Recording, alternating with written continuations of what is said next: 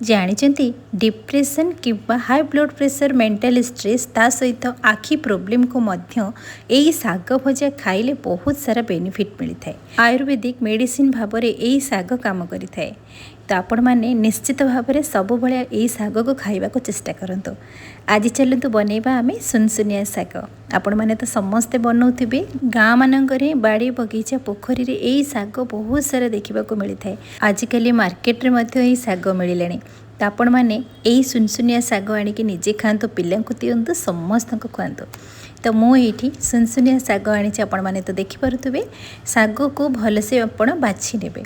तार लंबा लंबा डेम्फ गुड़ी को बाहर करें तापर साग को भलसे काटी नेबे। काटिकी मुझे पानी रे धोई आनी धोई सारापर आम छांकी गोटे जगह स्टेनर रखा तार एक्सेस पानी गुड़ी को बाहर जीव। एबे आम गोटे गैस रे गोटे कढ़ईटे बसैबा से आम साग को ऐड करवा। तापर लिड को कवर करके गैस रे फ्लेम को स्लो मीडियम रे रखिकी आम साग को सिझापी छाड़ीदबा। जितेबले साग को प्रथमे सिझेबे सेतेबले प्रथमे लुण देबेनी कहीं सागर क्वांटिटी टिके अधिक थाए सीझीगले कम हो जाए से आप लुणर क्वांटिटी लास्ट को देवे नहेले आपण साग लुणिया हो। साग सीझीगला आम ताको गोटे प्लेट को काढ़ी आनिबा।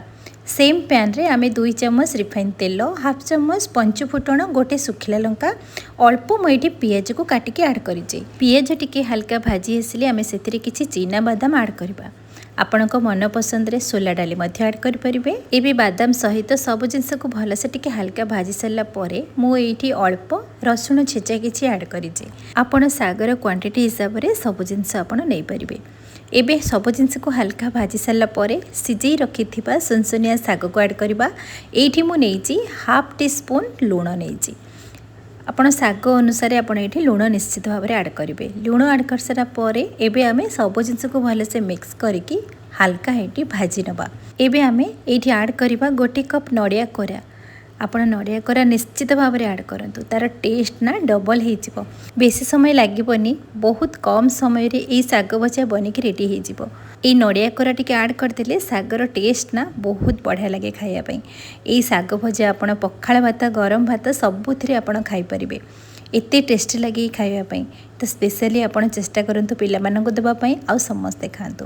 तो बनीगला आमर साग भजा। एबे आमे गरम गरम सर्व करिबा। आपण मानक मन पसंद रे पखाल हो किंबा गरम भात सहित आपण एंजॉय करि परिबे। सतरे किंतु एई साग आपण माने निश्चित भाव में खातु। जो मानक मेंटल स्ट्रेस निद होनी हेल्थ प्रॉब्लम अच्छी आखि प्रॉब्लम निश्चित भाव में साग खातु बेनिफिट पातु। आपण मानक जदि आज रेसिपी पसंद आसीथिबो बिंदुरोसई चैनल को सब्सक्राइब करबा सहित लाइक शेयर कमेंट करिवे। फेसबुक पेज रे देखुथिले फॉलो करिवे। पुणी देखा नुआ रेसिपी सहित से पर्यंत रहुछि। नमस्कार।